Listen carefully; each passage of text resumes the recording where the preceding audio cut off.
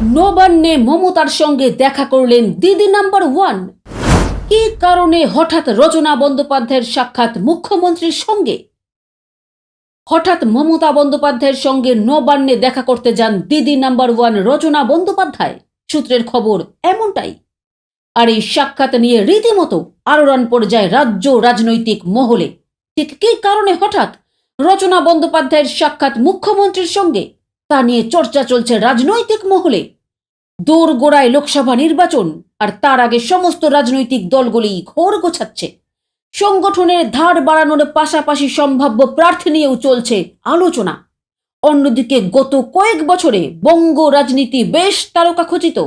দেব, মিমি, নুসরত, লকেট চট্টোপাধ্যায়ের মতো মুখরা 2019 সালের লোকসভা নির্বাচনে জয়ী হয়ে সংসদে গিয়েছিলেন। স্বাভাবিকভাবেই ভোটের আগে মমতা রচনা সাক্ষাৎকার অত্যন্ত গুরুত্বপূর্ণ বলেই মনে করা হচ্ছে।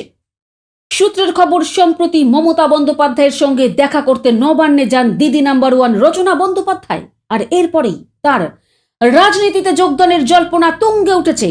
আসন্ন লোকসভা নির্বাচনের আগে কি রাজনীতিতে নাম লেখাবেন রচনা, উঠছে প্রশ্ন। এর আগে 2021 সালের নির্বাচনের আগেও তার রাজনীতিতে পা দেওয়ার বিষয়ে জোর জল্পনা ছড়িয়েছিল। যদিও যাবতীয় জল্পনা উড়িয়ে রচনা বন্দ্যোপাধ্যায় স্পষ্ট জানিয়েছিলেন যে তিনি কোনো দলেই যোগ দেবেন না, যদিও তা নিয়ে বিস্তর জল ঘোলা হয়। তবে শেষমেশ সমস্ত জল্পনাই থেকে যায়।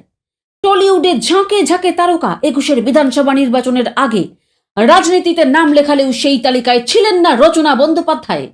স্বাভাবিকভাবেই নবান্নে গিয়ে মুখ্যমন্ত্রী মমতা বন্দ্যোপাধ্যায়ের সঙ্গে তার সাক্ষাৎ নিয়ে রীতিমতো চর্চা শুরু হয়েছে। রচনা বন্দ্যোপাধ্যায়ের ঘনিষ্ঠ মহল সূত্রে খবর, কোনো রকম রাজনৈতিক কারণের জন্য নয়, তিনি মুখ্যমন্ত্রী মমতা বন্দ্যোপাধ্যায়ের সঙ্গে অনুষ্ঠানের বিষয়ে কথা বলতেই নবান্নে গিয়েছিলেন। রাজনীতির বিষয়ে এই সাক্ষাৎ ছিল না বলেই জানা গিয়েছে। ব্যুরো রিপোর্ট, উত্তরের জ্যোতি নিউজ।